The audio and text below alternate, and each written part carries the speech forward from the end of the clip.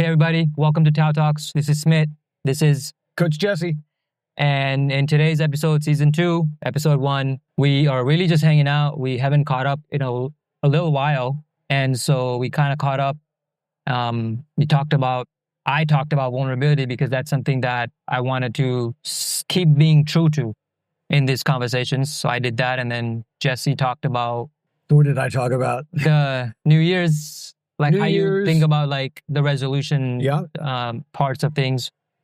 And then I think we probably like ended with the conversation in like just when we are forced to be slowing down, being vulnerable, inquisitive, curious. And we are filming from ADP currently. And in future episodes, I think you will find us in different locations all around Austin. That's going to be the new change. Yep. So stick around and I think you'll really enjoy this episode. Yep. Looking forward to it. This is TAOTalks. T-A-O. The art of Tao. TAOTalks. The art of exploring life. TAOTalks. The art of being. TAOTalks. Philosophical musing. TAOTalks. Ancient wisdom for modern beings. TAOTalks. The art of understanding. TAOTalks. Universal laws. TAOTalks. Timeless insights. Welcome to TAOTalks. T-A-O. The art of... I think we're in business, man.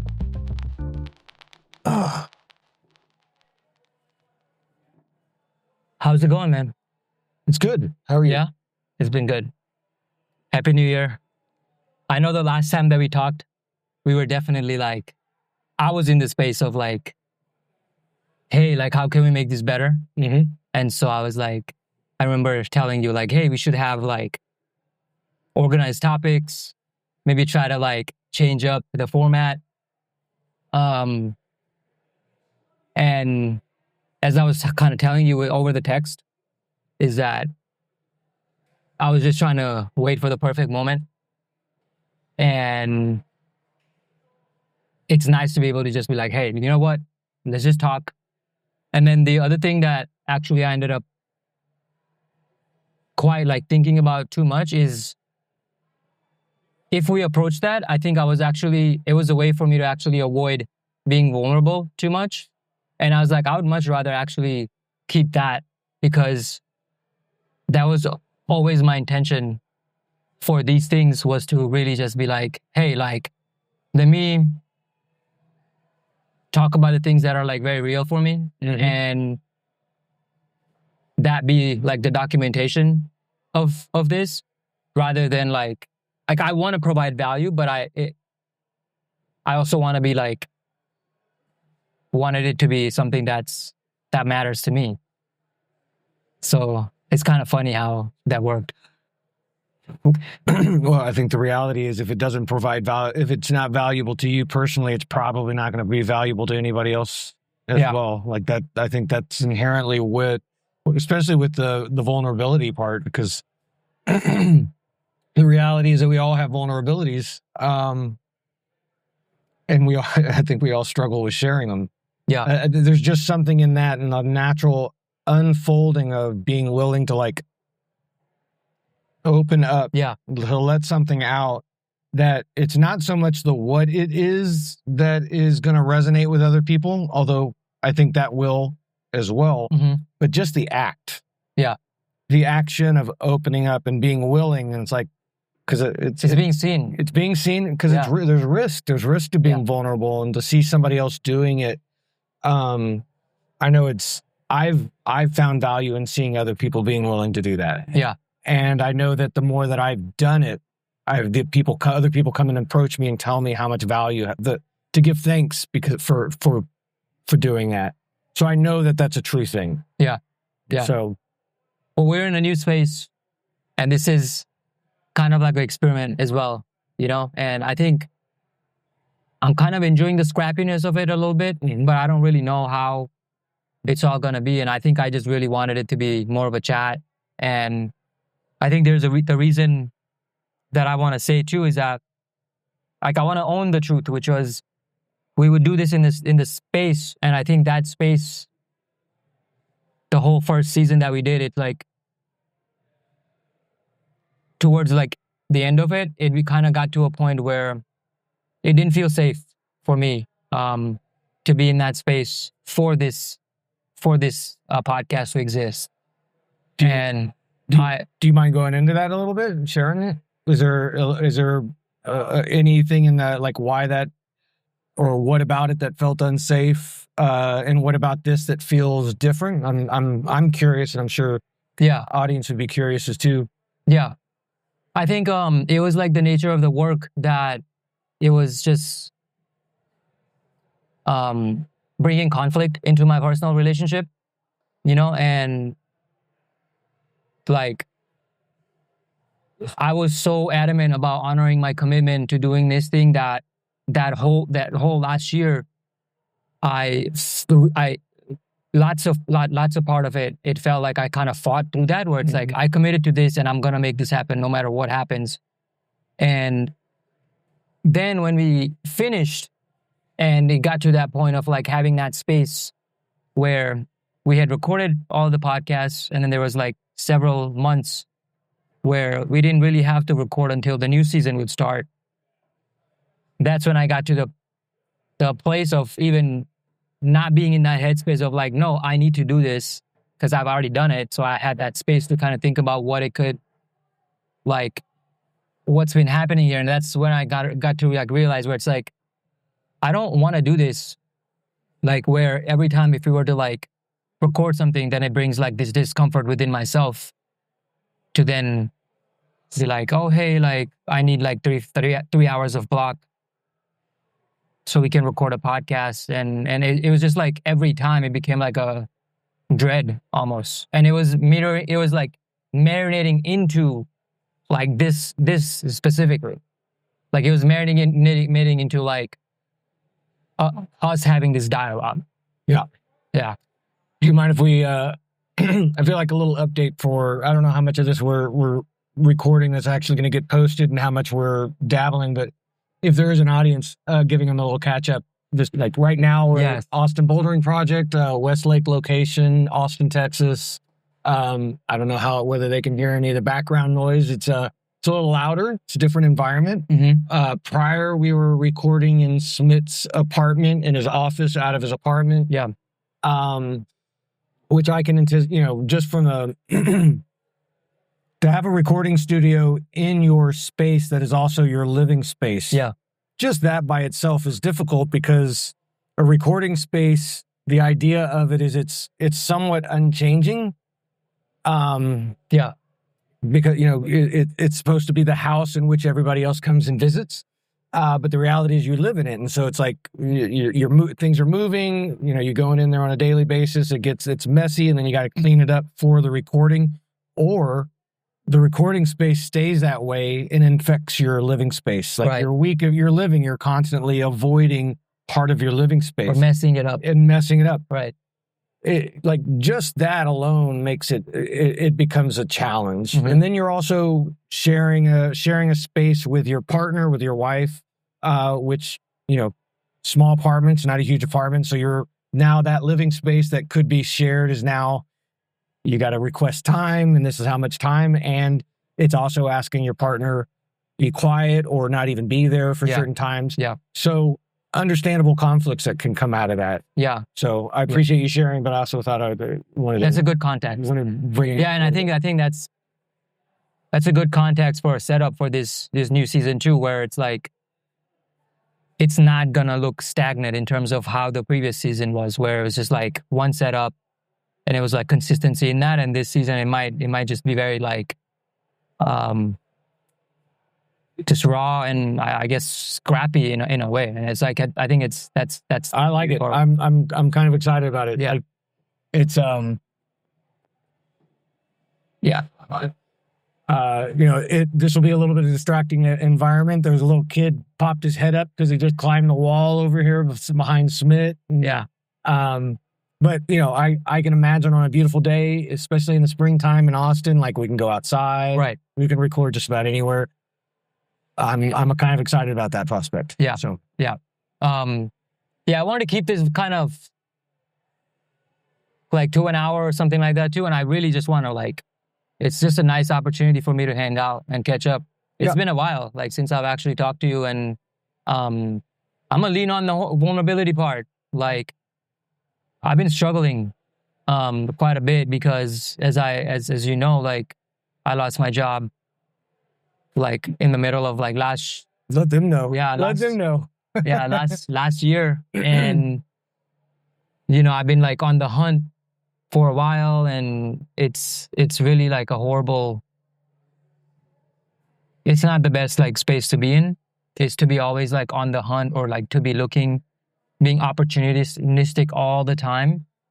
There's this sense of like instability and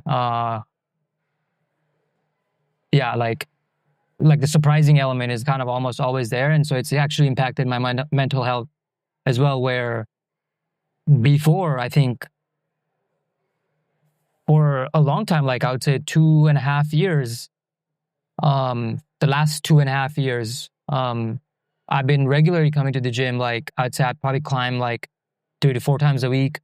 And just personally, I've observed that it's dropped down significant to like maybe twice a week, if that. And I know it's linked to me like being on the market.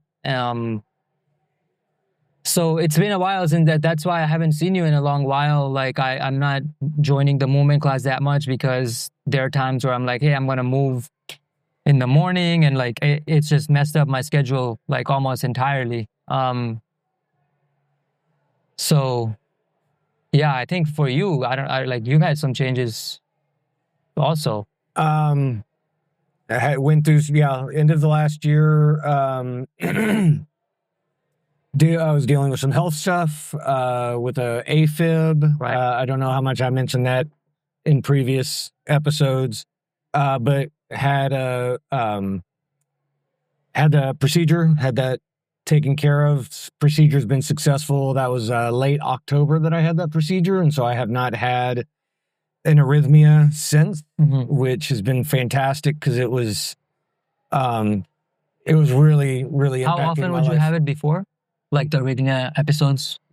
Well, so arrhythmias go back 23 years. Yeah. They were associated first with hyperthyroidism. The hyperthyroidism got taken care of. I was on anti-thyroid medication for a number of years, and my thyroid levels went back to normal, so I was able to get off that medicine. But the arrhythmias lingered, and I would generally get an arrhythmia once a week, every other week, and they'd only last a few hours. But over the last year, they've increased in frequency and intensity, and really over the past like 6 months or so, I was getting 2 or more a week. And over the last few months of it was like every other day, and they were lasting like 24 hours or longer. I had one that lasted 3 days, Wow. 4 days straight, Yeah. which I hadn't had happen in 20 years since they first started. And they're very intense, especially when they last really long. So they just it's really hard to function. So that's been a game changer. That's been a life changer. Major improvement. So I'm incredibly grateful, happy, in a better place. On top of that, over Thanksgiving, I was able to get half of a book written. Yeah. So I'm halfway through the book, which is exciting. It's been hard to get back to it, because I actually I'm learning what kind of writer I am, as I need just lots of time with no distractions. Yeah. And it's hard. I don't have a lifestyle. I get that. So I halfway through a book, not sure when I'm going to get back into it. I'm hoping now that the season or the weeks are back to normal. Yeah. The holidays are over. Yeah. That I'll get to start knocking a little bit of that out as I go. And then back into basketball season. We're in the part of the season right now. So it's, managing 4 different teams that I'm coaching. It's a lot of fun. It's great. Yeah. Yeah. Yeah. That's nice, man. It's good to hear that. How are you approaching 2026? It's kind of crazy, where it's like we're in It's a good question. 2026. Are you looking forward to something very specifically? Not yet. Yeah. So the end of the year, because of so many things going on, I found myself largely supporting others. Yeah. And just having downtime for the first time. So like the last 2 weeks of the year was like all of a sudden there's no basketball practices, there's less time. So I got lots of rest, and I didn't spend any time thinking about end of the year or next year. Yeah. And so it really wasn't until like 2-3 days after New Year's that I started going, just feeling like the turnover. Yeah. Right? Like you go through the end of the season and it's like all of a sudden things drop down and you get some rest, and then, which feels great. It's like, oh, it's nice to rest. And then you rest for a period of time, and then you're like, you start feeling unproductive. You start feeling like, oh, I'm not moving enough. And that's kind of where I'm at now, going, oh, it's a new year. And so now I'm starting to get the outlook on what the next year's goals, priorities, and strategies are outside of the norm, because there's already just normative things with basketball and schedule. Yeah. So I'm looking forward to finishing a book and getting to the point where the book is done enough that I can give it to editors, have it actually written so I can get a second draft. And maybe by the end of the year, actually send it to a professional editor to have it really looked at. Yeah. So that's one thing. Wanting to expand what I'm doing in my classes a little bit, but not so much as a priority. That's more just looking forward to the continuing evolution of everything. One of the things I noticed with writing half the book was getting all these thoughts that have been circulating in my head for the past decade or more and actually getting it into something tangible. Mm-hmm. Made a big difference in my effectiveness teaching one-on-one or in class, because now I have, at least to myself, resources that a catalog can are lining up as like distinct coaching things in what I teach. But the thing you were talking about, I think I cut you off. I'm sorry. No. You were talking about like outside of the norm, and it's like, for me personally, like, I'm not treating this as like anything new, as in like, oh, new year, like I'm like, this is what I'm like amped up for, because for me a lot of it is like it is the same. It's like whatever priorities that I had for my last year or the half of the year, it's like they kind of are trickling into it, and it's like I continue to push towards that. And like, of course, there's like nuanced novelty, because it's literally just a different month. I mean, it's a different day, and things change based on that as well. But I feel like I kind of have gotten tired of just like turning something over, closing that of the year, and then like somehow like convincing ourselves that it's like, oh, it's a new book now in 2026, where like what I know I need to do and what I want to do, like in a way they haven't really changed. Yeah. So I'm listening to it, and got thoughts percolating. Partly in me just reflecting over how I've gone into New Year's in the past, right? And really over the past like 10, 15 years of combination of kind of doing my personal work, my more spiritual level work, like the things working on me, and keeping, and at the same time also working on, the introspective me, the internal me, and the external me. The external What's me. The external me? Yeah. Well, the external me, like coach, business. Yeah. Right. Got personal, it. Yeah. like the life goals versus internal work. Yeah. And I'm just reflecting back, going back to my previous version of my life in my 30s, where I lacked maturity. I didn't have as much of the knowledge and wisdom that I may have today.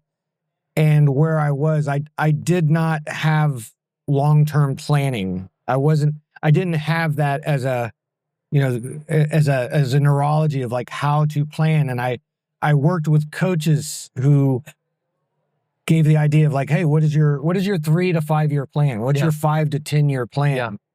And at the time I didn't have those things. So I had to start with a 1 year plan. Mhm. I mean, it was really like kind of like a 1 year plan. And then like, what does the next 3 months look like to get you there? Yeah. But at the same time that you're doing the 1 year plan, you kind of have to start with a 3 to 5 year outlook. What are like what are 3 to 5 goals for 3 to 5 years? Yeah. And your first few years of doing this, the 3 to 5 years is this kind of thing out in the ether. It's not tangible. It's like lingering. It's like, it's wishful thinking. Yeah. But you haven't done any steps, so it doesn't feel actual tangible like you can do it. Yeah. But if you do that you go through that and you got your 1 year plan and you break it down into quarters every 3 months. And these are the actual steps that will get you to at the 1 year mark that will get you there. And most people are maybe 70% successful at the steps. So they at least get that much closer. So they got some left over, and then they get to the next year and you kind of start over again. What's my 1 year plan? Well, the first few years, your outlook is 1 year out. But after you do that a little bit, you now have some foundation. Mm-hmm. And so your outlook for your 5 to 10 year plan actually is more tangible. And at some point, your 3 to 5 year plan becomes more valuable than your 1 year plan. Yeah. Because you've actually got some groundwork laid out to like, oh, this is useful, which means that when you get to the end of the 1 year, you don't need to start over. Yeah. Because you're still continuing for something far off. It's just a matter of where does what I got left fit into the next year, as opposed to I have to start over with a 1 year plan, which gives us some room, right? It gives you the room that you don't need to have your 1 year plan ready for January 1st. Right. You can really do it anywhere in that first quarter because you should already have steps left over from your last one. Yeah. This is kind of, I think, what you're referring to as like the basic things that you already like. Right. Like you're already doing, right? Like for the year, and then you were saying outside of that, like that, and then you were going in the context of the like the yearly plan or whatever. Right. But those that I think those are what I'm seeing you as you saying the foundations, where it's like those are the things that like you already have it, like the ball is already rolling, you're showing up to it, it's all of that is already occurring. You got to keep doing that because it's like that is part of that 3 to 5 year plan, and it's just now it's like a matter of like time catching up essentially to it. Time, energy, like whatever. Luck. Yeah. All of it. Yeah.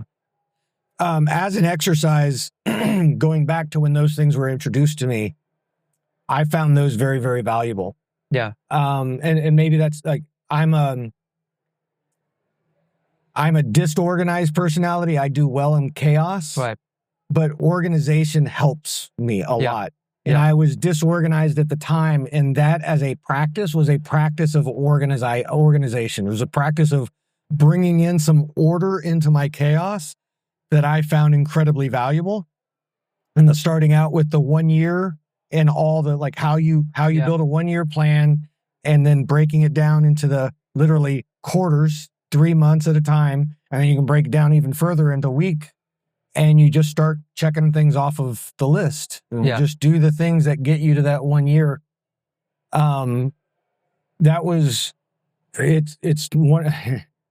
one of the hardest things to do is to like go through that kind of a process, especially if you're disorganized, to become organized, because everything feels not resistance or like it's completely it's not comfortable. It's not a part of your comfort zone. But if you stick to it, I've found such value in it, and that's where I was like reflecting on like, oh, it's because I did all that. Yeah. That now I don't feel like I have to do all that. Yeah. Yeah. At least I don't have to do it as to the same kind of tightness that I used to. Right. Yeah. Yeah. But at the same time, that organization is still there because I am thinking about this next year, but I'm kind of at the beginning of it. I haven't actually. Yeah. I have some things percolating. My partner and I, Lorna and I, are working on she's got her art and then I got my business, but we're also looking on where we can bring those things together. Convergence. Yeah. Something I didn't mention. I'm hoping my goals over the next few weeks of hiring somebody else to take on more of the online management of TAOFit Method so that I have more free time to work on the book. Yeah. So I'm hoping that'll, because I've been struggling on keeping up with some of the Patreon stuff, just keeping that stuff getting up to date. Yeah. It's a struggle. Yeah. It's not my strong suit. Yeah. Sitting on the computer is not what I do well. Right. Yeah, I'm hoping to change this up like on this year as well. And we usually had a process last year of how these things got published, and I'm kind of really going to treat this as what I call it, lowering the stakes, because I think I took it very seriously last year.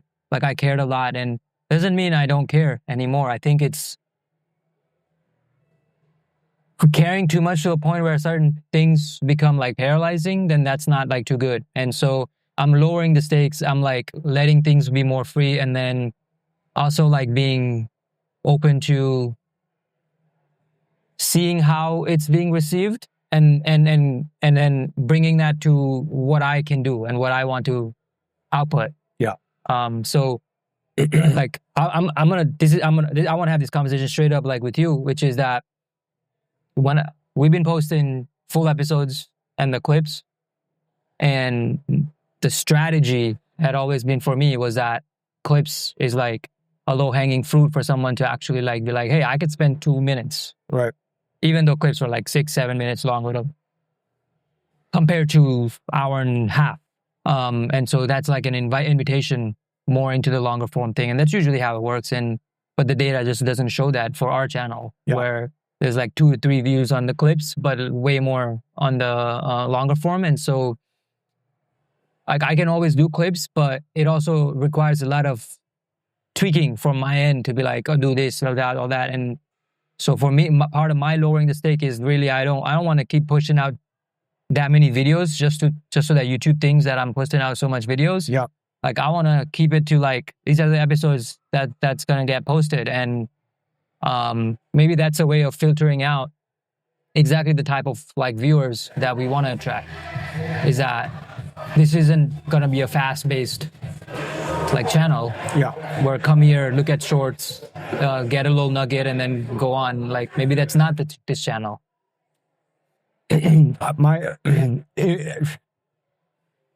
I suspect that if our channel grows, it might take 3 to 5 years. Yeah. Right.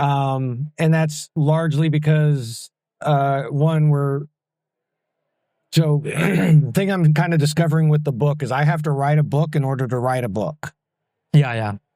And it's kind of like a pre-workout, or like, I don't know, like something where it's like a qualifier or something. I don't know. Qualifier is good. So the first book I'm writing is kind of like a manual. Yeah. Like almost like an instruction manual. But it's hard to work, an instruction manual is just, this is how it works. It's not necessarily this is how you can use it. Or maybe instruction manual is also like all the details. Right. It's all like the details. It's just everything here. It's like the Bible. Yeah. Like it's just for instruction. It's point, 1, 2, but it's not necessarily contextual to the individual based on the particular needs that they might be. Because this is a Bible that has everything in it. Yeah, it's well, where am I right now? Right, where does that fit? Right. And I feel like another book is going to have to come in after the fact that more talks focus. more to the individual about, to relate to what's in the book. Yeah. And I think that's probably true for this as well. Like our first season was kind of asking broad questions, laying the foundation, laying the framework. And I think we're going to have to like go through a few seasons where we start actually getting into what's interesting about those things. And that's probably where people are going to start getting pulled in. But as they get pulled in, then they'll have the foundational stuff to be able to go back to. Yeah. And hopefully at that point, you will have other resources outside just the podcast. Yeah. Between the TAOFit Method channel and Patreon and having a book that now the resources actually make sense. I feel like a little bit of this might contextually not make a whole lot of sense without the other things in place. This makes me think of like we're literally just laying out bricks right now. Yeah. Are you familiar with Joel Hudson? Joel Hudson. Not that I'm aware of now. Okay. Sound familiar. My partner and I, my wife and I, we like came across what he has to share, and it's incredible in terms of how similarity that I see in what he talks about and the work that we talk about, and it's been very interesting. And I think he comes from a background of like coaching business executives and things like that, and so I think that it's interesting to hear. Like, it was so interesting for me to actually get introduced to him, because I'm like, why is he talking about like sales job and all these things? But then underlying, I could understand what he was talking about, because emotions are the same, like all these things are the same, like the work remains the same. But it was just very interesting for me to like see that from a different angle on how the corporate world might find that useful based on what he says. Yeah. So like one of the foundations or the resources or the principles that he talks about is to be in a mindset that's acronym VIEW. So VIEW, which is vulnerability, impartiality, empathy, and wonder. And it's not, so he doesn't teach like methods or tricks or tips to like be in that mindset, but it's more about actually being in that state of mind. Because if he just taught like tips and I'm just using that, and if I'm like actually utilizing those tool sets or scripts or whatever here, you may not actually feel the state of mind of being vulnerable, impartial, empathetic, or wonder. You like, your inner sense will sniff that out, that it's like, I'm not feeling this, there's something else happening here. But aside from like that being like a tool set, like what I found it really helpful, am finding it really helpful, is to actually just focus on that mindset for myself. So whenever I do think about that mindset, for example, I'm actually thinking about that right now, and internally I'm asking myself like, okay, like step back, how can I be more curious? How can I be more in a wonder space, vulnerable, not push my agenda here, hear what he has to say. And there are many times I feel the difference in just my own aura, just having asked that question. Yeah. So that's been something that's like very fascinating for me, and it's a new tool set. Yeah, I was curious if you actually knew him, because it was like the work was so similar that I'm like, I feel like Jesse might have said something, and I'm learning about it, when it was the right time for me. Because you mentioned so many people that I actually don't, I don't know all the people that you mentioned to me.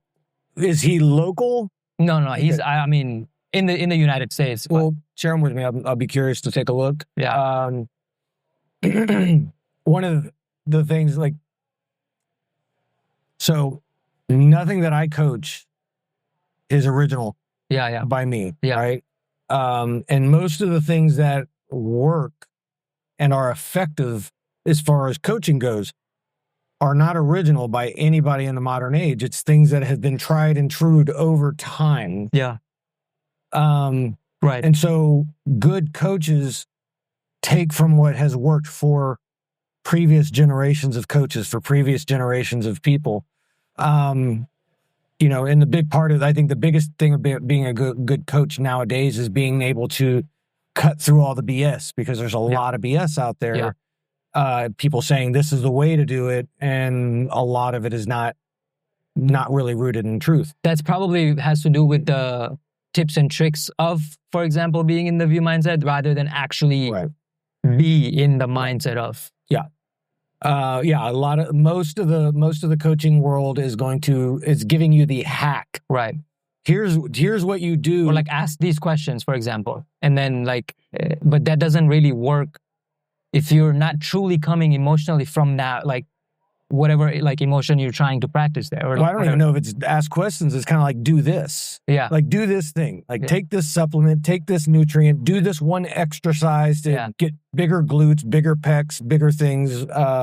Do this one thing to make more money. Do this one thing. It's giving you the hack, the behavior, the action, but it's not giving you the self-reflection, the intuitive, like to be inquisitive, to be curious, to be exploratory. One has to kind of start with oneself. Yeah. There has to be a little bit of like, I'm curious, what do I actually feel? What do I actually think? Mm-hmm. If I'm just being told what to do to achieve such result, I haven't done anything. I haven't even addressed where I'm beginning from to change who I am now to become somebody different. So I might do the hack and see the benefit of what the hack does, but I haven't changed, which means the next time around, I'm probably going to do it the way I used to do it. Yeah. Or I'm just going to be doing this hack it's a trick. Yeah. I'm doing magic, but I'm not actually doing anything to change me. Yeah. Yeah. But there's being vulnerable, being empathetic, being impartial, impartial, and wonder. And my word is exploration, right? Yeah. Wonder, exploration. I think those are pretty much the same thing. To be exploratory, you have to, that's curiosity. Yeah. You have to recognize that, the way I see the world is not the way the world it really is. And I need to go take a closer look at things to like, is that really what I see? Right. And then I'm open to things not being the way that I think they are. Yeah. Yeah. And that can be that's vulnerable, because when they aren't how I think that they are, all of a sudden I'm like, oh, this is not like, is that good or is that a bad thing? Right. Yeah. The building comes crumbling down. Yeah. Like possibly. Yeah. And I'm going to take this back to the beginning when you talked about losing your job. Yeah. The building comes crumbling down.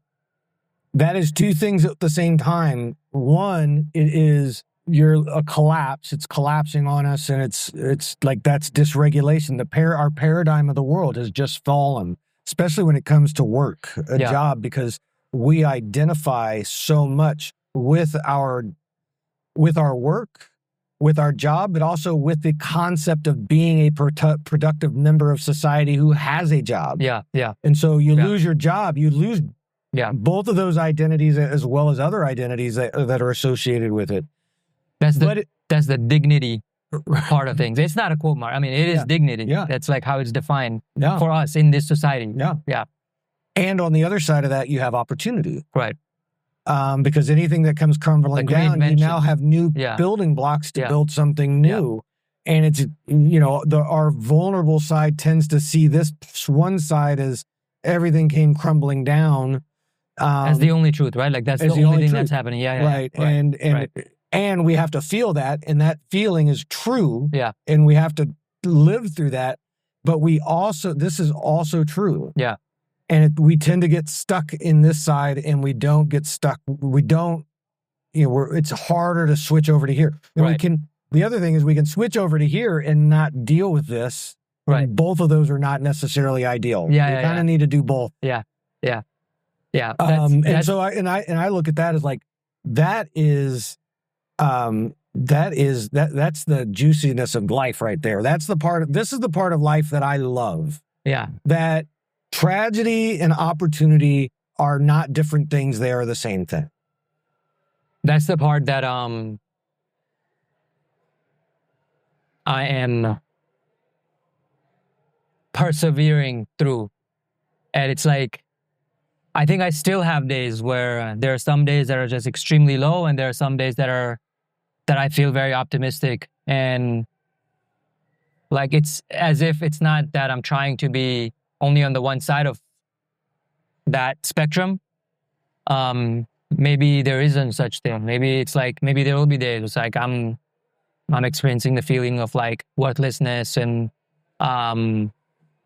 just depression also. And there are other days where it's like, this is going to be okay. Like, well, like I can't wait to see what the next thing is. So I want to go back to the first days. Yeah. You mentioned that you feel worthless and depression. Yeah. You know what my automatic gut reaction to that is? What? It's great. Right. That is And so I'm good. not, I That's can't so good. relate to it that way. No, I know, and I couldn't In the moment if it were roles were reversed. Yeah. I would be feeling what I'm feeling, and it would be miserable. Yes. Right. I would like me saying, great, that's good, that's a good thing, As in, doesn't change right. that I actually have to deal with these feelings. Yeah. Yeah. And so when I say good, that's great, it's like, I think I'm not using that as a bypass to Yeah. be like, oh, this is the best thing ever. there's an opportunity to feel that. Right. No, it's great that you're feeling that, and Yeah. you have to feel it, and you have to feel it Yeah. until you're done feeling it. Yeah. That can take a day, that can take weeks, Yeah. can take months. It depends on what it is you're dealing with. Job that can take as long as it takes to find a job. Yeah. If it's a loss of a loved one, an illness, like it can be shorter or longer depending on what that it is. Yeah. But you have to feel it. I still think the fact that you're feeling it is great. It's a great thing. Yeah. Even though it's doesn't feel great and you don't like it, it's tragic. It's tragic that we have these feelings. It's also tremendous opportunity, because the bulk of what you feel, the bulk of what I'm going to, in my perspective of the world, the bulk of what you are feeling when you lose a job and you're going through feeling lack of worth,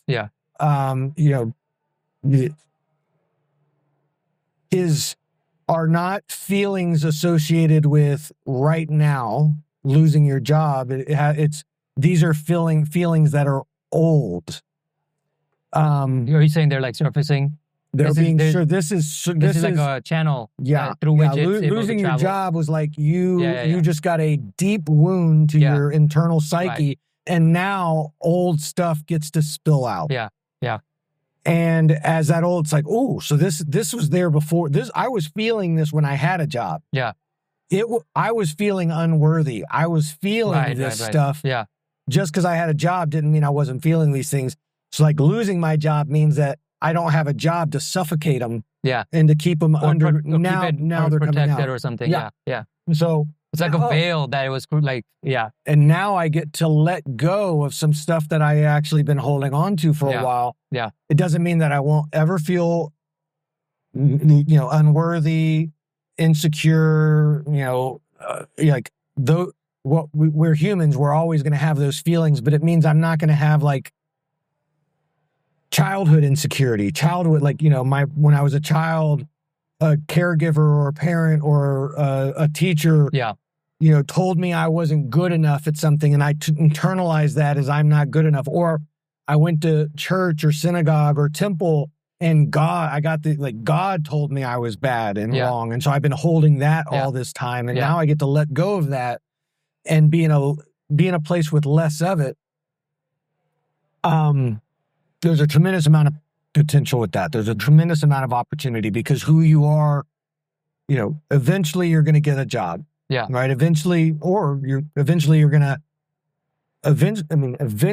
you're at will change into a different thing. Yeah. And if you get to change it to that different thing, leaving some luggage, some baggage behind, emotional baggage behind, you will feel lighter. And more than likely, the thing that you will choose is going to be more in alignment with you. Yeah. As well. Yeah. That's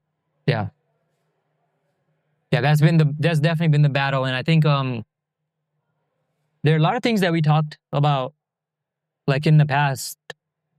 It continues to come, like for sure, for me, and like resurface in terms of when I'm evaluating the next opportunities and things like that. It's like, and also just like my internal work too, as things become open, because I have those tendency to be like, just take the next thing, and then it becomes the internal work for me to be like, hey, like I have done this before and it hasn't always panned out like in the best way, because in a month there I was experiencing those feelings again. And so like, this is really like an inner chatter with me to be like, So like, okay, so what are we, how bad is it that you want this, or are we gonna like change something for a different outcome or a different outlook, a different experience, perhaps.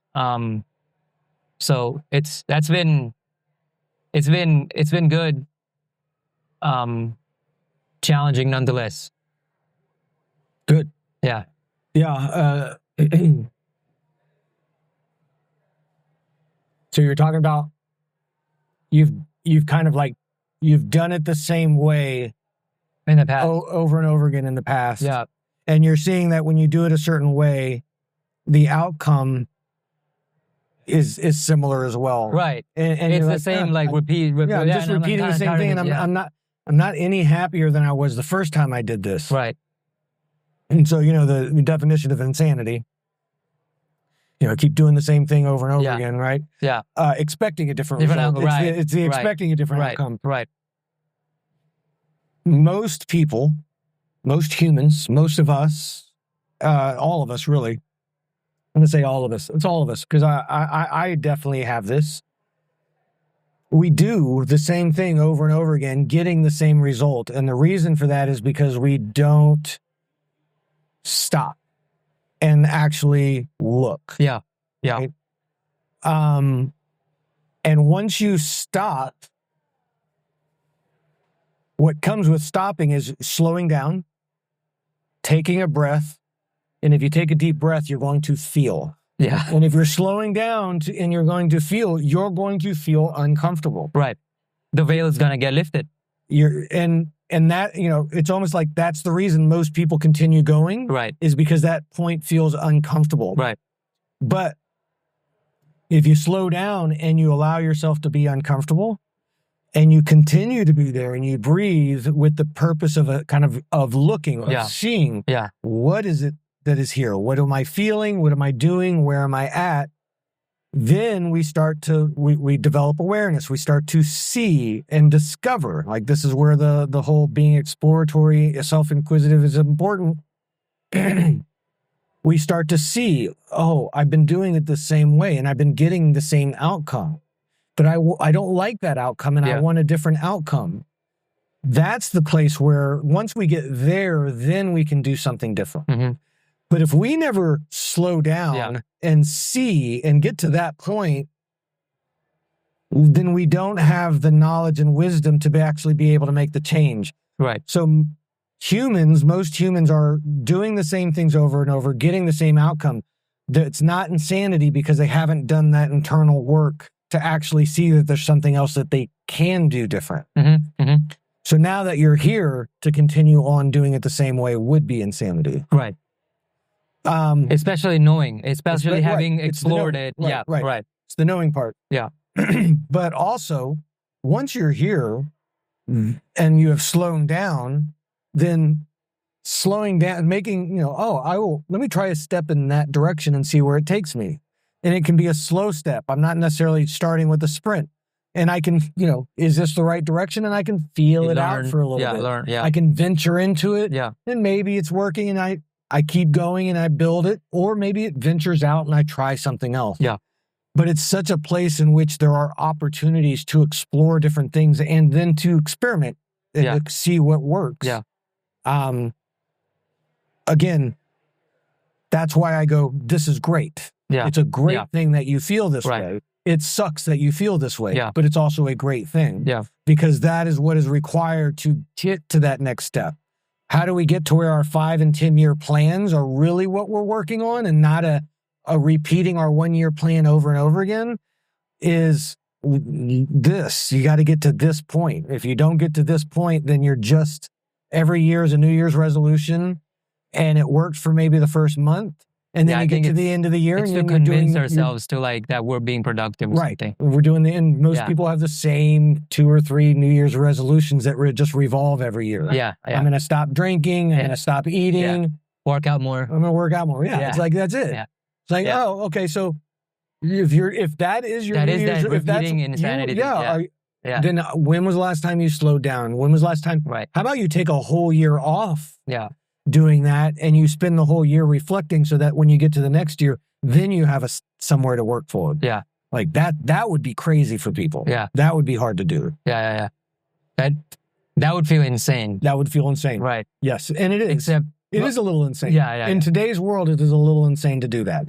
Yeah. But if you can do it, it's worth it. Yeah. It's a big if. It's a big if. It's not a requirement either. There are other ways. In a way, it's been great that for me, that slowing down was forced. Like, I mean, I didn't have to be introspective, but I mean, in a way, like, that's why it's good that that's like a good thing that came out of losing a job. And it's almost like that's the reason to lose a job. Yeah.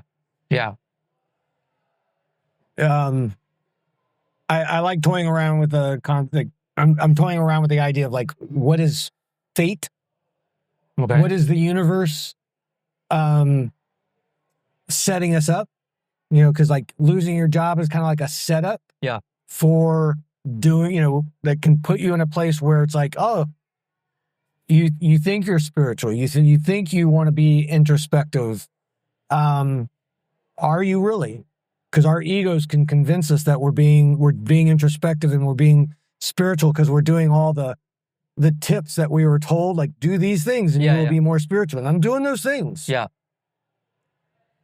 And it's almost like the universe will go, yeah, but that's not it. And so I'm going to throw something at you that's going to force your hand. Yeah. I'm gonna. It's like almost like testing. It's like, hey, you're saying that these are your realities. Well, let's see. Like, show me. Yeah. In a way, yeah. Now, I don't think that there's a consciousness that's necessarily working us in that way. Yeah, like dialoguing, but But at the same time, yeah, you like the loss of the job is not like, again, that's where I go. It was an opportunity to push this part. Yeah. And this part was important to you prior to that. So you can almost be like, well, thank you, universe. Like, you know, you're helping me see something that I would not have seen otherwise. Yeah. And usually it's kind of a, you know, one hand's like, thank you. The other hand's like, I still don't want to be here. I want to give you the middle finger, universe, at the same time. Yeah. I think this is a good place to put it to rest for the day. Yeah. Excellent. Awesome. Yeah. Great.